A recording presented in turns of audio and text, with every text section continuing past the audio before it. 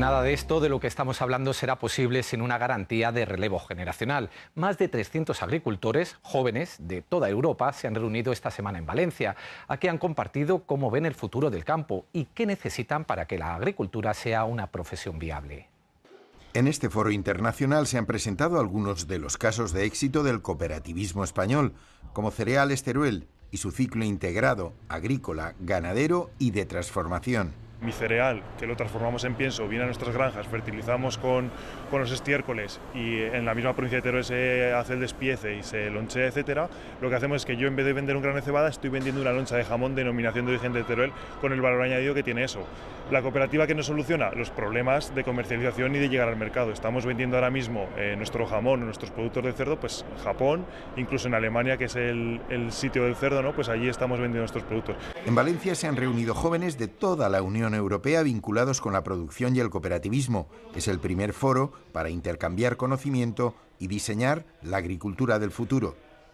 Bien, ha habido bastante progreso durante los últimos 50 años, pero los jóvenes agricultores piensan que todavía hay bastante margen de mejora.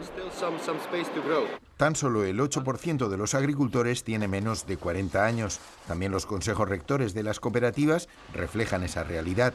Quienes se incorporan a la agricultura lo hacen a través de cooperativas por las oportunidades que genera. Yo creo que la clave principal es que el joven encuentre en la empresa agrícola una empresa rentable, el que los productos valgan un importe que haga a la familia que se dedica a esto a mantener una vida digna en un medio rural, igual que lo hubiera hecho la misma familia en un entorno urbano. También se ha hablado de la importancia del avance tecnológico y la digitalización, con los problemas de financiación que comporta, pero para ello hace falta algo que todavía no ha llegado a muchas zonas rurales.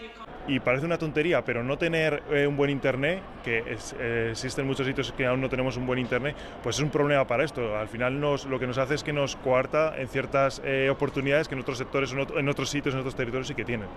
Creo que es el momento de escucharles, oír sus propuestas y tratar de trasladarlas a la sociedad y a las distintas administraciones. El sector agrario español se enfrenta desde hace décadas a la despoblación continua, al envejecimiento de su mano de obra y a la falta de continuidad. El cooperativismo español es consciente de la necesidad de abrir sus puertas a la generación más preparada de la historia.